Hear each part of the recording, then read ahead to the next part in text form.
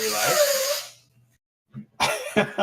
I hope that Noah's sniff there was caught on camera. But guys, we are live. We are back with the Overwatch League podcast. It still does not have a name.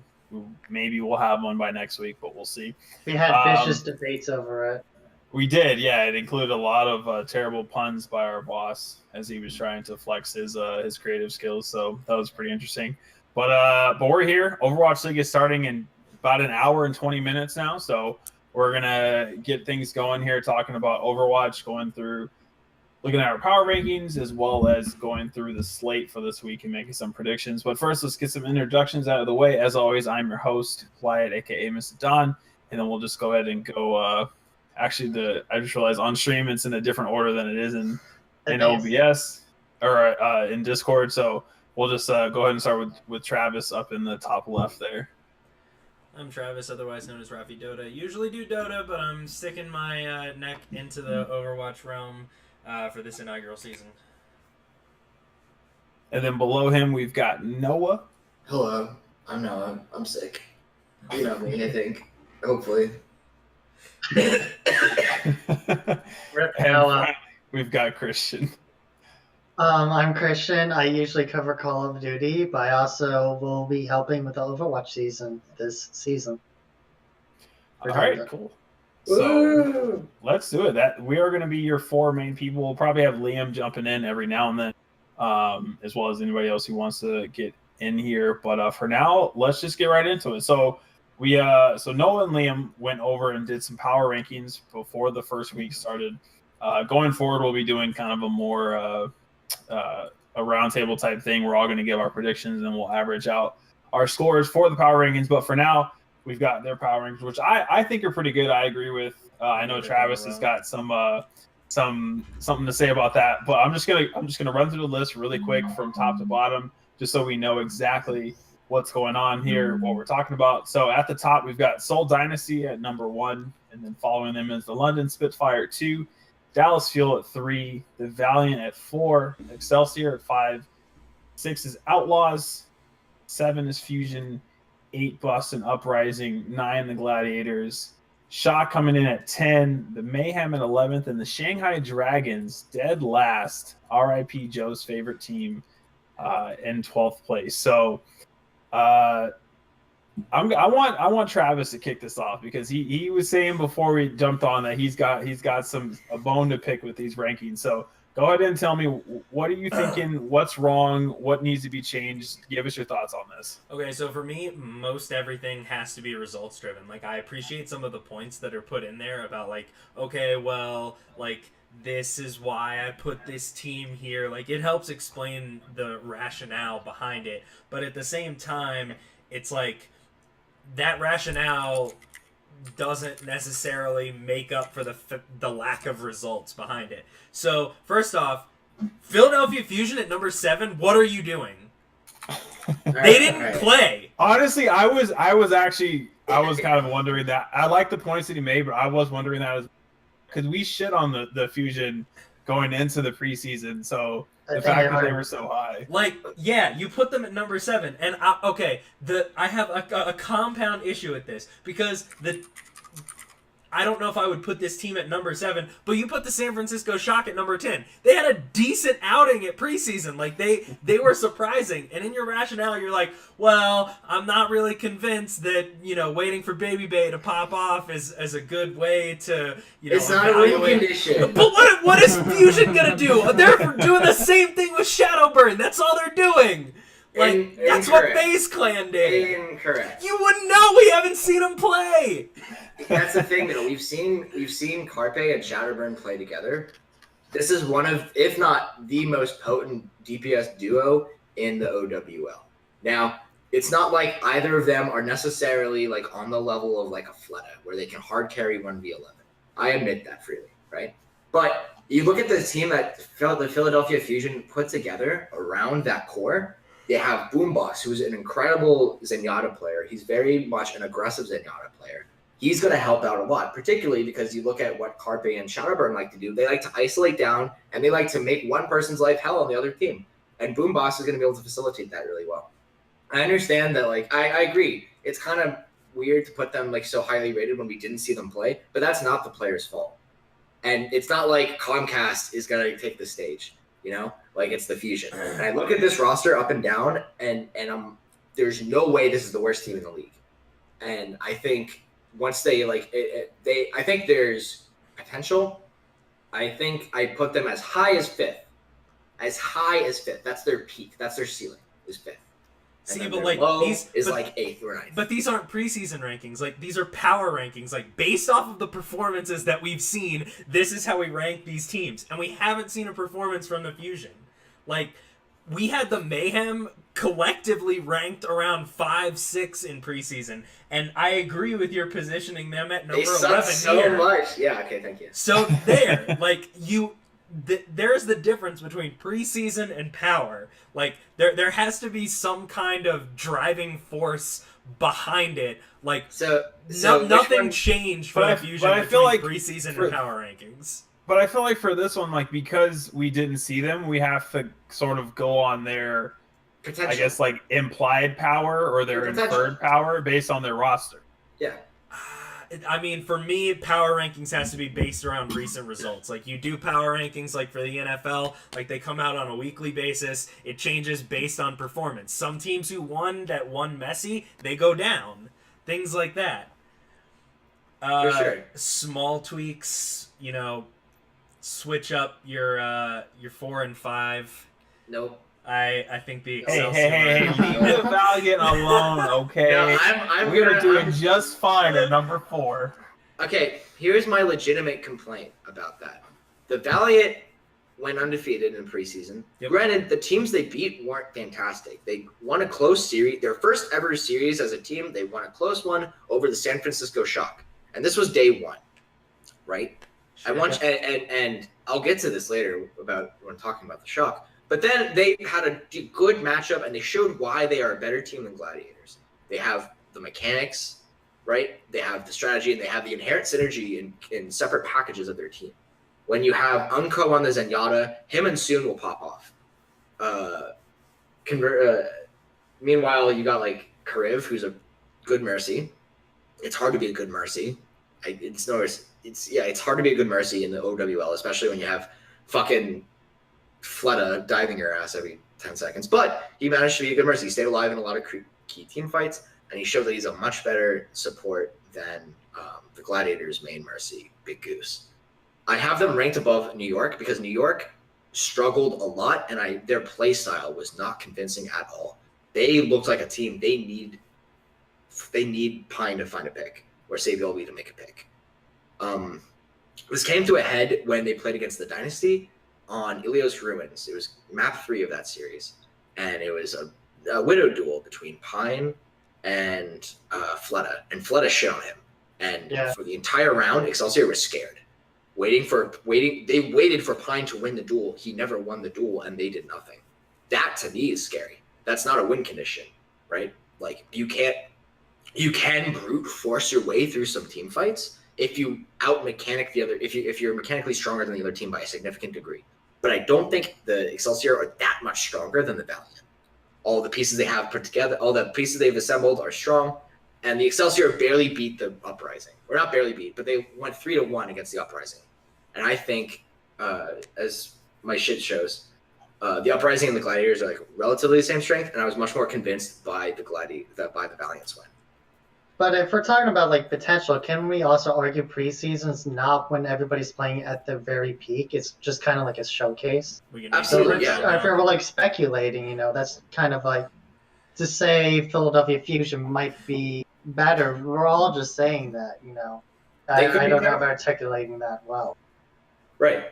Absolutely. And I will give New York some leeway. They had to play Libero in the flex support role, and Libero is, of course, a DPS wizard, known for like Hanzo and crazy shit. But like, I look at this. Excelsior as a team has been together forever. This is a team. This is Luxury Watch Blue. I've seen them in Korea, right? I saw the origins of this team, and the way, and like this team doesn't have an excuse. Basically, I gave the Valiant much more leeway than I do the Excelsior, which is why I have them ranked at 4th and Like Excelsior has been together since basically I Am Gungi, where like this roster has been together for a while, and they got shit on, like hard, and they looked lost against Seoul. And this is the same Seoul. And if Seoul had dominated Houston and had dominated whoever the hell else they played, or be Shanghai, which they did actually dominate Shanghai. I'm totally fine with that. But like it was a close series against the Outlaws. Yeah. So to me, that just kind of like, well, if they struggle with the Outlaws, but they still manage to put them away, what did the Excelsior do? You know? Yeah. And it's preseason. Like you have to make these leaps of, you have to make these kind of leaps of faith in terms of like how you rate stuff and weigh certain matches over each other. I'm going to go ahead and say that next week's will be way more accurate. I feel like this is kind of... Fuck you. You have a follow-up on preseason. You don't have a ton to work with. You haven't seen an entire team. We have the question of, are we the NFL now? Where people are like, yeah, but it's preseason. Where I think it was... I for sure think... I'm in that camp 100% because everybody had to play all their players. I'm like... Why, if Houston really wanted to be competitive in that series, why would you sub in Mendo? Why would you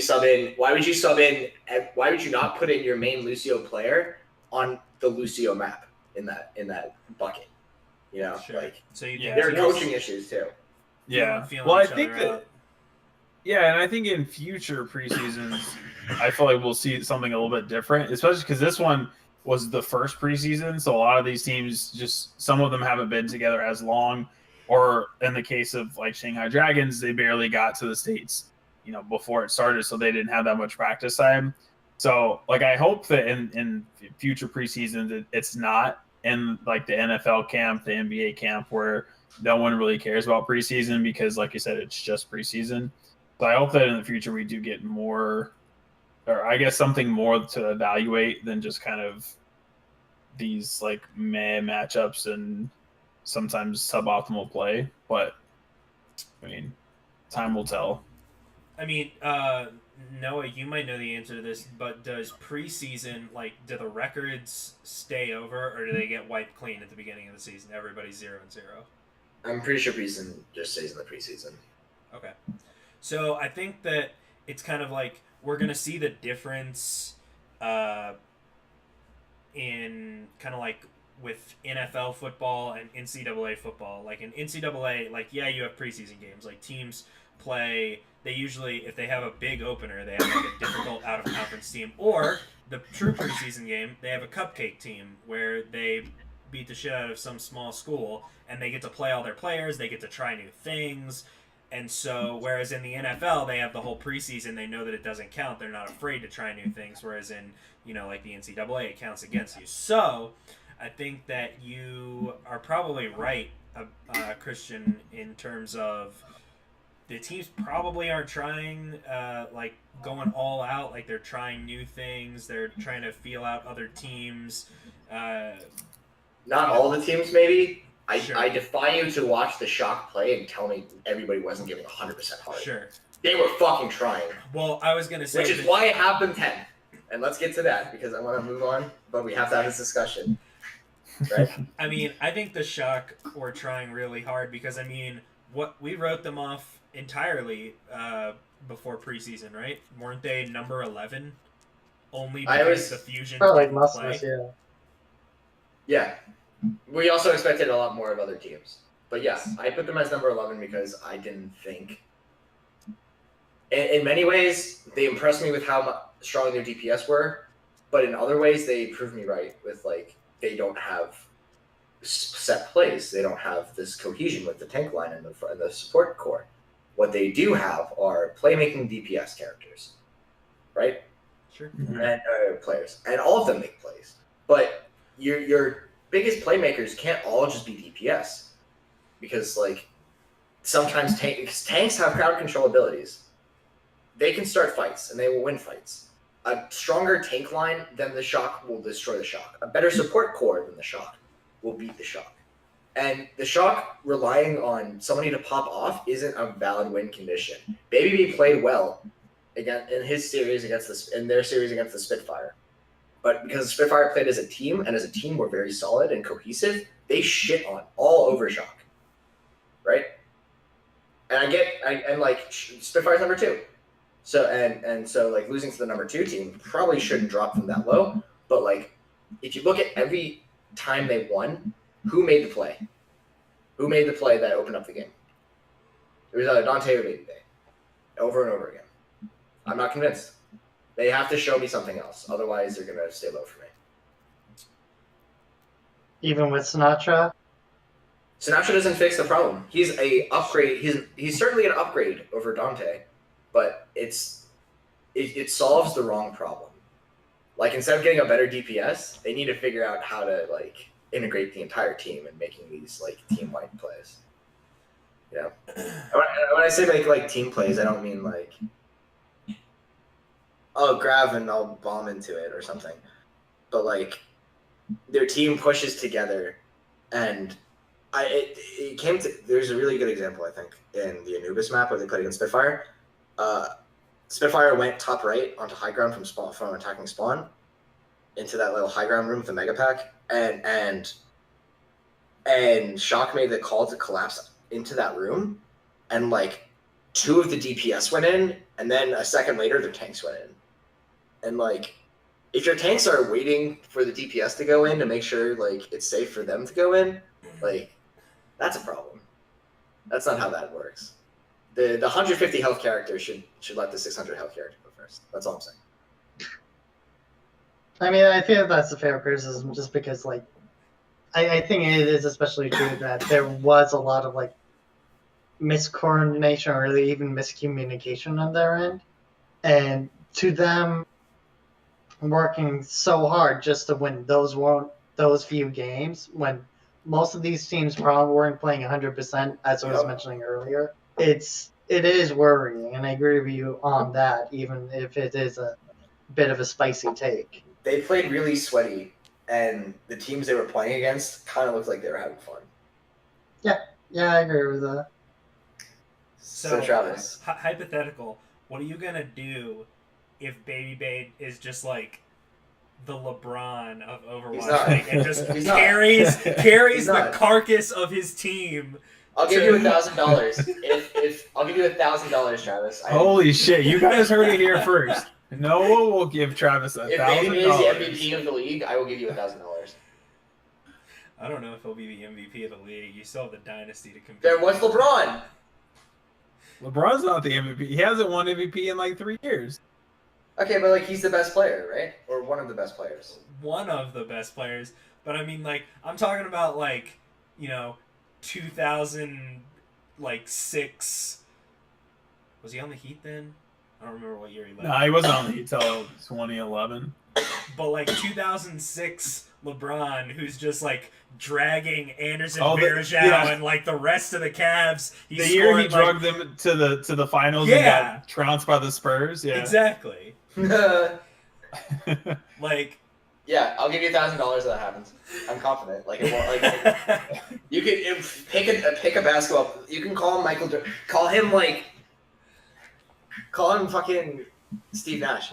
Call him a random guy on the bench. Like it doesn't matter. I don't think Baby Bay cannot pop off hard enough. He's readable. There's not a stable emotional leader on that team. When one of them starts tilting, it's over. The series, the set's over. They're done. And for what it's worth, I think Baby Bay is about on par. From what I've seen, is about on par with Dia. And if Dia can't carry Shanghai, why do you think Baby Bay can? That's fair. Fair. But okay, I think unless we have anything else, I think we're good with our rankings for now for this week. We'll definitely revisit it after the first week once we have our next edition up early next week.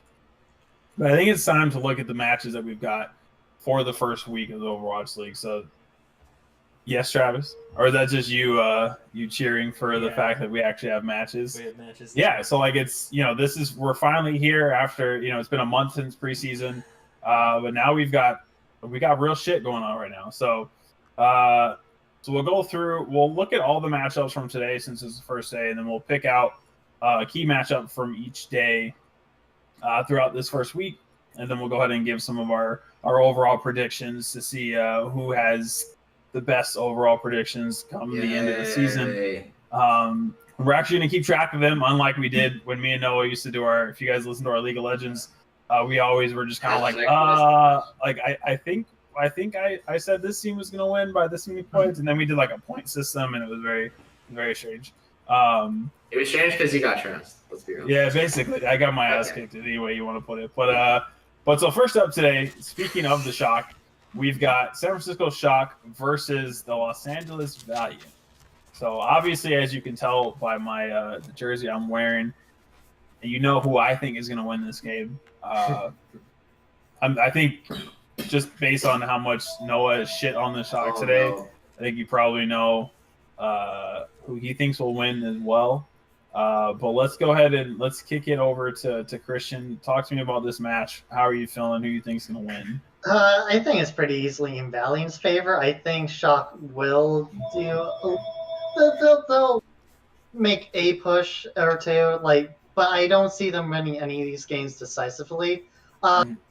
Maybe Temple of Anubis, just because everyone kind of hates that map. But even then, that's kind of like a long stretch. So I see this going like 4-0 Valiant. Okay. And speaking of Temple of Anubis, can I just say I love the fact that we can look at every match and know exactly what map's going to be played for each match. Yeah, that's right. Like there's no question. Because maps are super boring. Yeah, it's super. Yeah, I mean, because like they don't have Junkertown versus if you look at some of the later matches, like Junkertown. I think Junkertown for Dallas and Seoul, like that's a map that we're going to see for that match, which will be pretty interesting. Oh, fucking joy. Junkertown's up there with Temple of Anubis and maps, people. Temple of Anubis is fine. It's fine. I think Junkertown is in its own category when it comes to maps that people. You know what? I'd rather play on Temple of Anubis than Hanamura. Oh yeah. He says otherwise is a fucking liar. Hanamura is so rough. Temple is fine. Temple's honestly a fun competitive map. Yeah. Temple of Anubis is actually, fun fact, is where the Talon on Ice comp was born in Korea.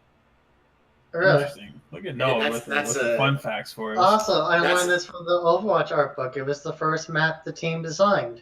Sample fact. Dude, let's go. Yeah. Talon on Ice. I reckon one of the Korean teams will pull out Talon on Ice at some point. It's Sombra, Reaper, May, and then like I guess Mercy, Winston, Diva, because like why not? And you basically just farm ults until you have either EMP Blizzard or EMP Death Blossom, and then everybody presses Q, and then you win the fight, and then you have May, so like they can't retake point. I mean, Temple of Anubis is the best place to do that for. Oh yeah, it's such a snowball map. Speaking of snowballs, but Travis, what are your feelings on this? You in agreement with the rest of the? I'm in agreement with everybody else. Like, all joking aside, I don't think LA is gonna drop the season opener in hometown. No, like that'd be embarrassing. If they did, that'd be an upset of massive proportion.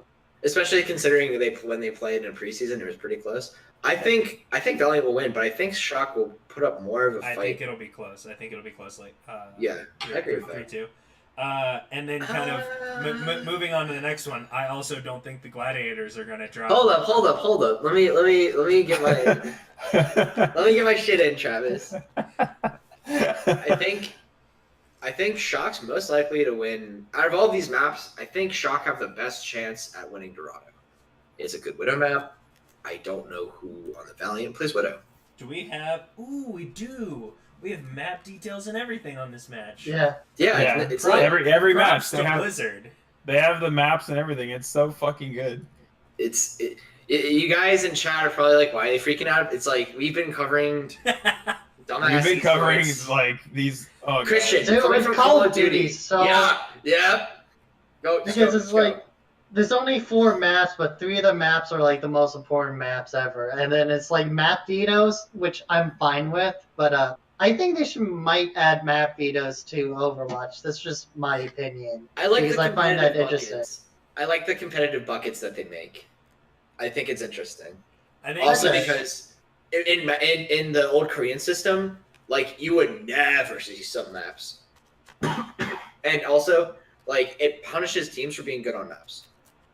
And then they have to go play on a map that like nobody wants to play. Well, that's kind of become the problem in Call of Duty. Is just like everybody plays Artemis Fars every game mode. God, Everyone's really good at that map now.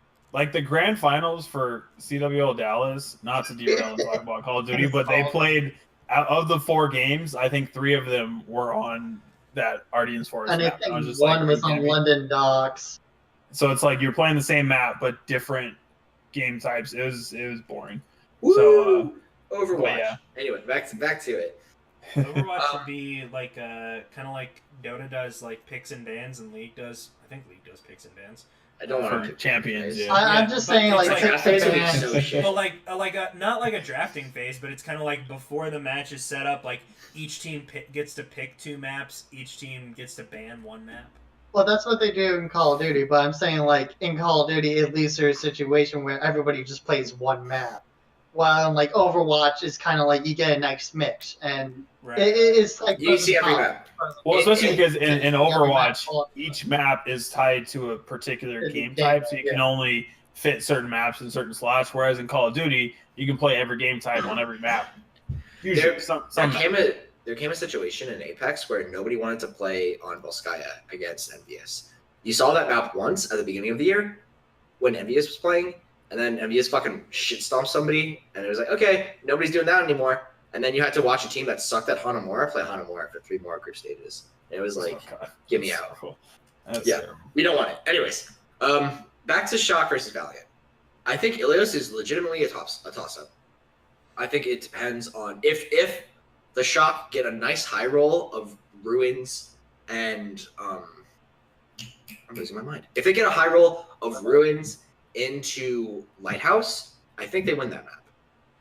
If Well comes into play, I don't know if they win because I like Valiant on Well a lot more. Ultimately, how come? First and foremost, the champion Baby Bay has popped off the most on his Widowmaker, and those are the 2 best Widowmaker maps in Koth or in the King of the Hill format. Possibly. Not like 100% sure, but like Ruins especially is great for Yeah, that's great for Widowmaker. Well, kind of a Lucio thing. Yeah, well kind of it's not even a Lucio thing. Well just kind of sucks for Widow because like there's no real good spot for her to take action at Free Fire and there's too much cover. There's too much cover that teams can use to approach and like contest her. But that's why you use Pharah Mercy. I don't know who plays Pharah on the Shock. I think it's Baby Bay. And if memory serves correct, Baby Bay kind of got shit on the last time he did Pharah duels. He did. So. Granted, he was against Koreans, but we've all got Valiant winning the series. Though. Either 3-1 or 3-2, depending on Ilios. If we're trying to get through this week, we gotta kind of get a move. We're moving on. Yeah, I think Shanghai Gladiators. Let's just give Same quick predictions. Actually, what? It's Shanghai versus Gladiators. This is like the 2 jobbers fighting. Holy shit. I still think this is going to Gladiators. I think one will be interesting, but I think this is pretty handily in Gladiators' favor. I feel like this opening set is good until we get. It's like one-sided until we get to Dallas versus Seoul Dynasty. Yeah, it's going to be an interesting one. My prediction is 3-1 to the Gladiators. If they don't put hydration in match 4 and he doesn't play Doomfist on one of the best Doomfist maps, I would be very upset. That being said, Dia is a great McCree, so like he should not do it. He will hard feed, but I want to see it happen. Just a little personal note. Yeah, I've also got the Gladiators winning that one. I think Travis did as well. He had mentioned that before. Noah talked about the Shock some more. So LA through the first 2 games. Yep. Yeah, LA all the way. Hometown advantage. That's right. LA when they get to play against like 2 of the bottom 3 teams. Yeah, throw it up while you can. And then our final match of the night going to be the barn burner of all barn burners. Holy shit. Dallas Fuel versus Seoul Dynasty. Day 1, we're getting the top 2. I mean, however you shake out the top 2, I think this is top 3 or top 4 for sure. Yeah. Yeah, exactly. But I think these are the best teams going toe to toe. I'm gonna go with Seoul just because from what I've seen from them so far, they just seem too cohesive. I mean, Dallas is also good, but I just think Seoul is in its own category for now. We'll see what happens as the season goes on, but I think Seoul's gonna take this one.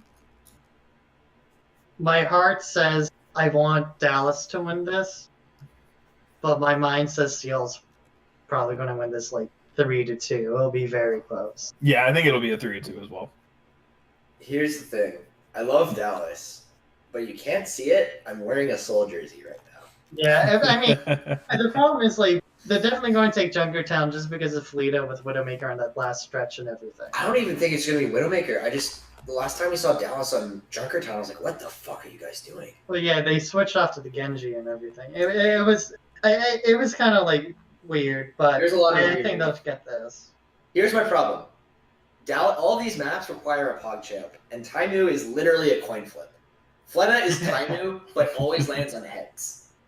So like, it's really hard to look at Taimu and be like, yeah, he could be better. Oh, Taimu can be better than Fleta. That's a problem. Sometimes he's the best player on Earth. Sometimes he's the biggest feeder. You know, you never know what you're going to get. And I don't think Effect will be able to hard carry against Seoul. Because Seoul is too good at the video game. Granted, I will say this, though, a couple of things. I like XQC in this matchup a lot. Maybe we see him play over Coco.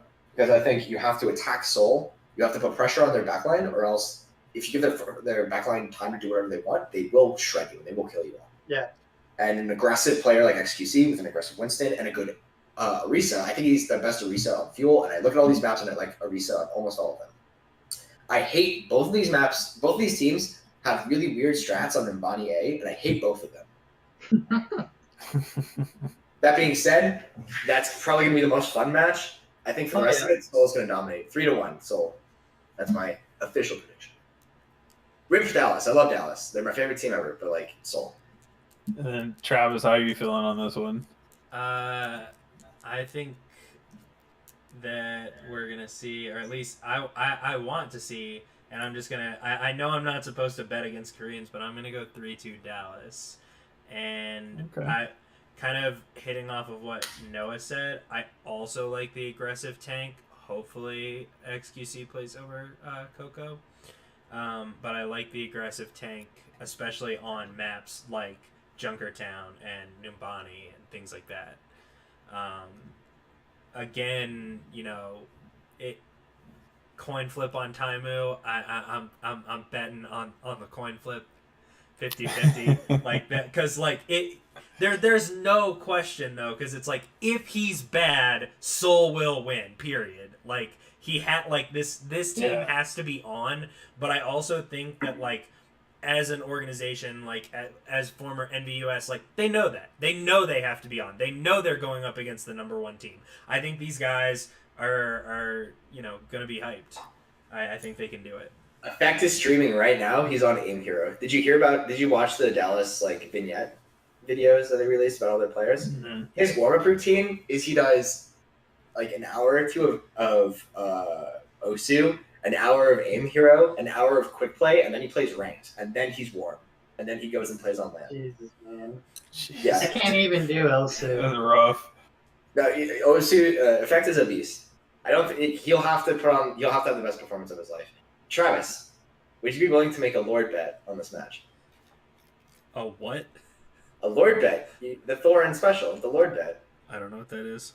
We bet on the outcome. I think Seoul will win. You think Dallas will win? The loser calls the other Lord whatever for a week. Oh, God. Yes. Lord Travis. You like it? Like some of that? Fine. Let's do this. Hey, there we go. His head on. Whoever does Yeah. it, like they're gonna next week's podcast will be very fun. Writing down picks to keep track. You don't worry. Okay, so I pick their winners. So let's go to next week. Or you mean next day?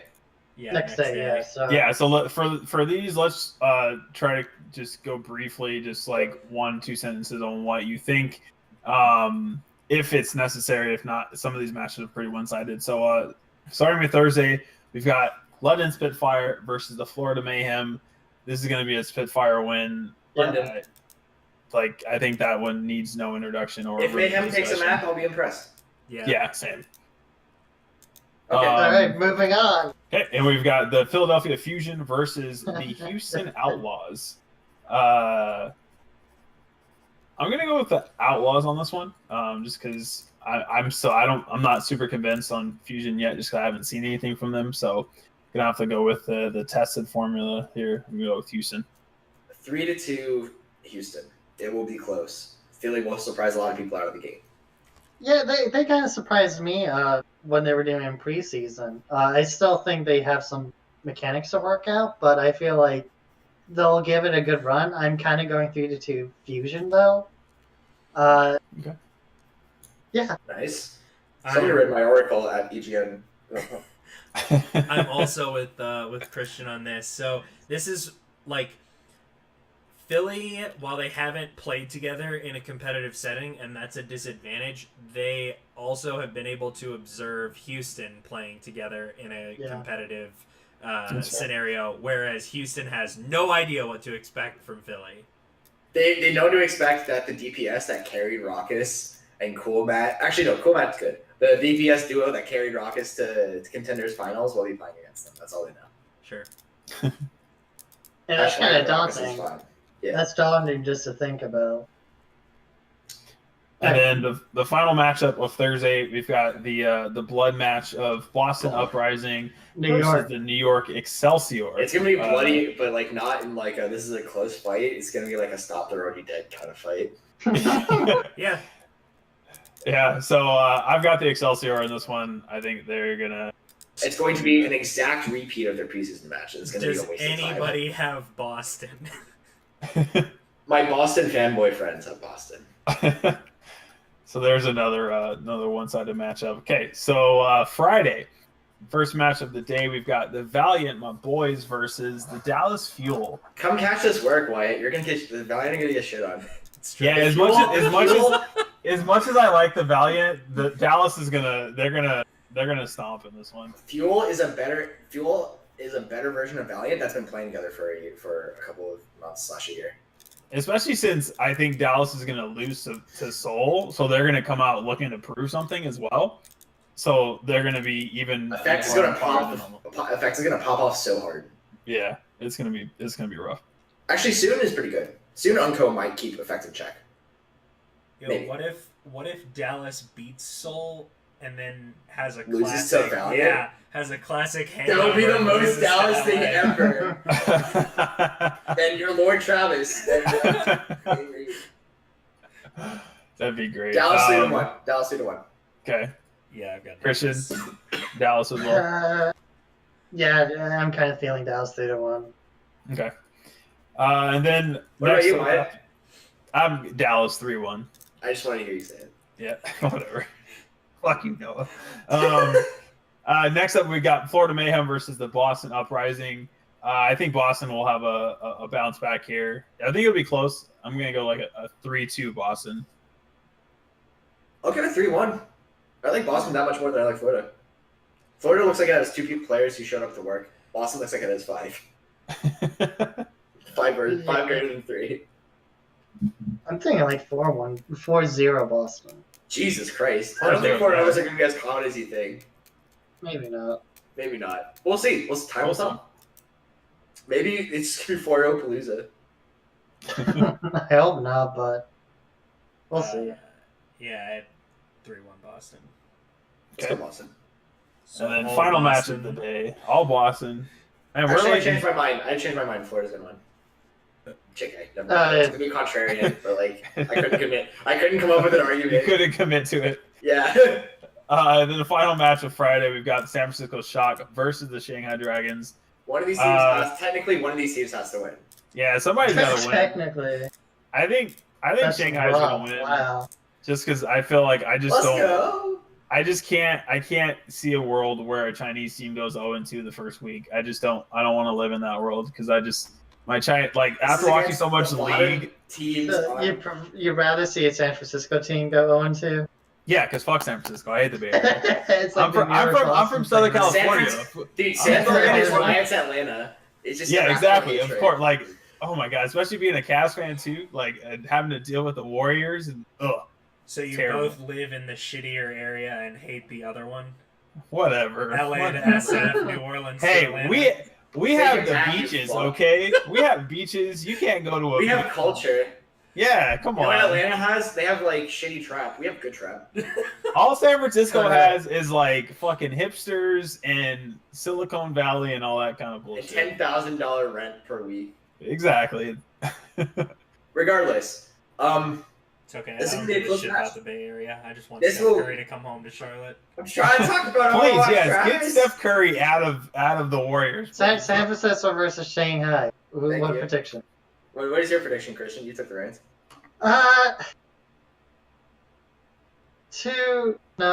3-1 shock. No. Yeah, 3-1 shock. I'll commit to that. Okay. How come? Whatever. I just think that overall they have just like the better players. I know that's like that doesn't make a win, but I feel like that will kind of pull through in the I end. don't even know if they do. I don't even know if I agree with that. We didn't see anything from Shanghai, but I also saw nothing from the Shock. And the Shock had a way easier schedule than Shanghai did. Okay. I'll stick to my guns. Actually, Say JK. 3-1 shock. Shock had a tougher schedule. I lied.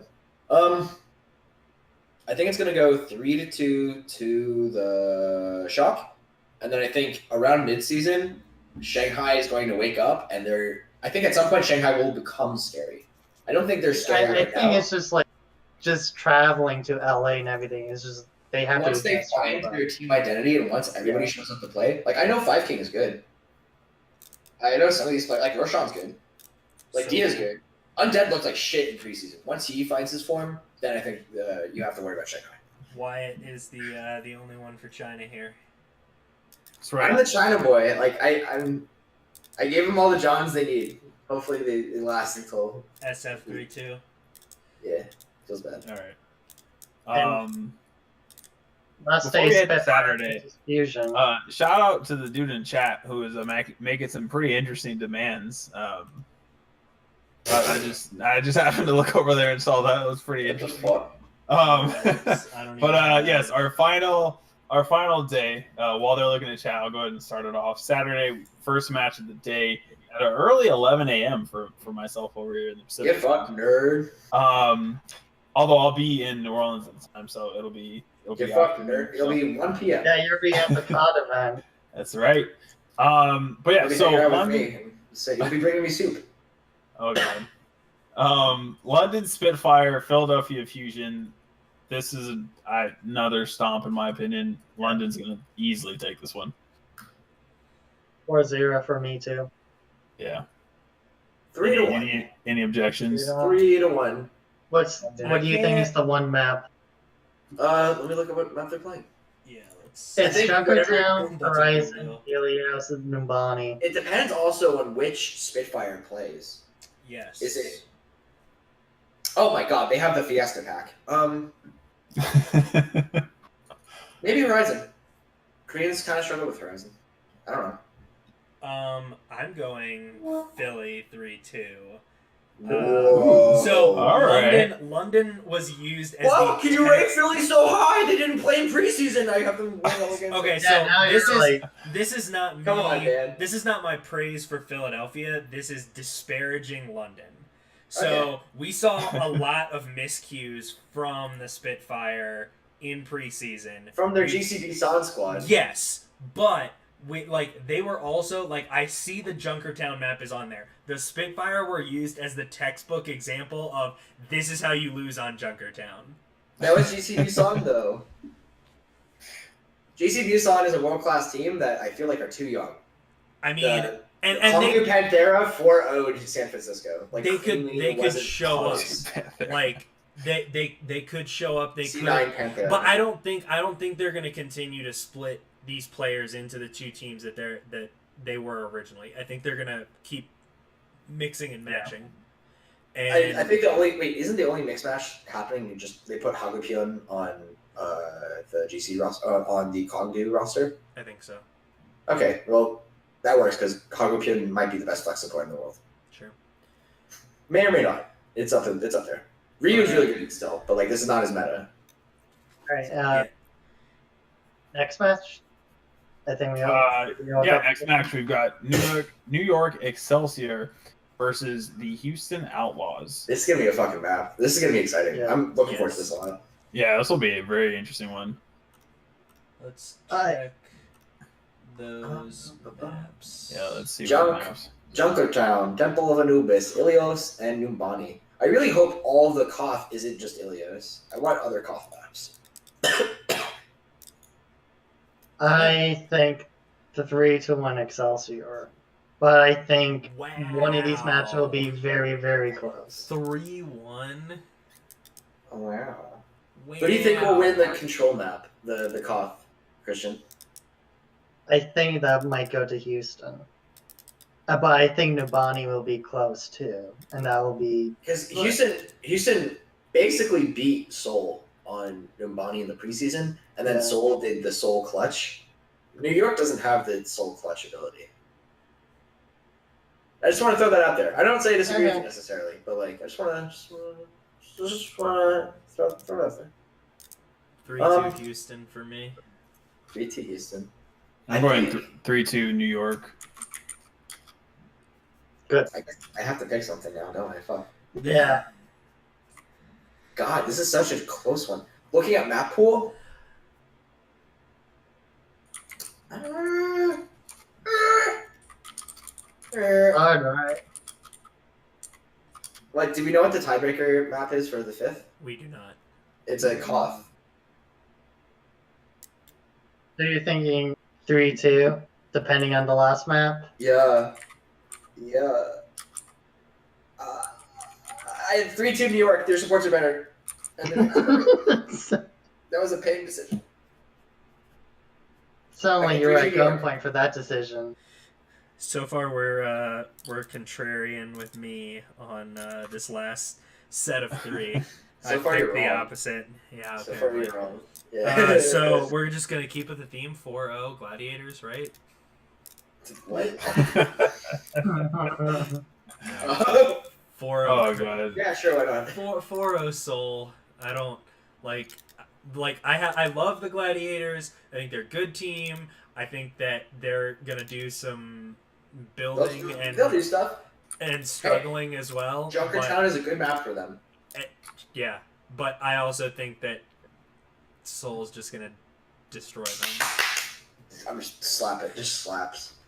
Yeah, that's gonna be rough. Yeah, Seoul's gonna have a field day to close out the week.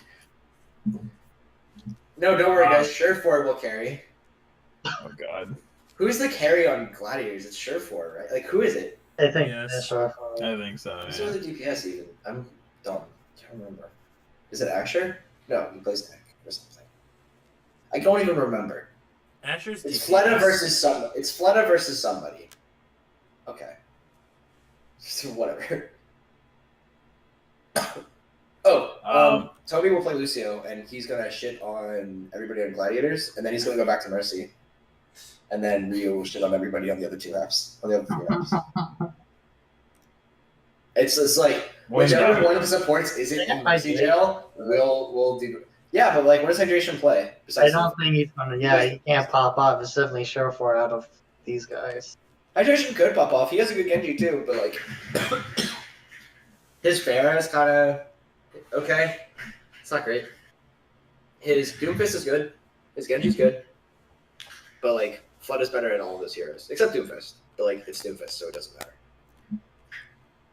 And Munchkin has a really good McCree, so like you just slot Munchkin in whenever Hydration comes in, and it's like, well, now, what's up? All right, my dudes, the picks have been set. There we go. That's it. All right. So we have our first ever Overwatch League predictions in there. It's happening. We'll put them on the website. Yeah, we'll put them up. Yeah, the action kicks off in 28 minutes. So Oh my god. I think that is there a pre-show before, or is it Probably. just start? I'm sure there is. Any Let's final go. words? Before this starts, this historic event. Go Fuel Go. Go to twitch.tv/EGamerNews at 5 o'clock or 5 o'clock EST to see the EGN pre-show, OWL pre-show. I'm gonna shoot one around the Hoot. It's called Around the Hoot. I'm gonna. No. I'm going rogue. Okay. I'm Rogue. I needed a desperate break for it. It didn't work. Well, with that, I think it's about time that we go ahead and sign off. So you can see all of our handles below our faces. So definitely follow everybody on Twitter. Check out everything. Check us out during the week. We'll have our predictions up. I'm thinking Monday is probably when we'll put our power rankings. We'll have those up Monday morning, afternoon-ish. So look for those. That'll be every week, and then we'll get those our picks up probably later today or like tomorrow for the whole week, just so you guys can see those. And if you have any of your own picks, if you didn't agree with them, you can tweet any of us on Twitter. You can EGamerNews is our overall Twitter. If you want to do there, if you want to tweet us individually, go ahead and do that. But I think that's going to do it. So have a good week, everybody. And it's happening. It's finally happening. It is here. 27 minutes. I've waited a year for this dumb shit. Let's go. Esports is real. It's real. Esports. Keith Olbermann's yelling at us now. We made it. All right. Bye, guys. See ya.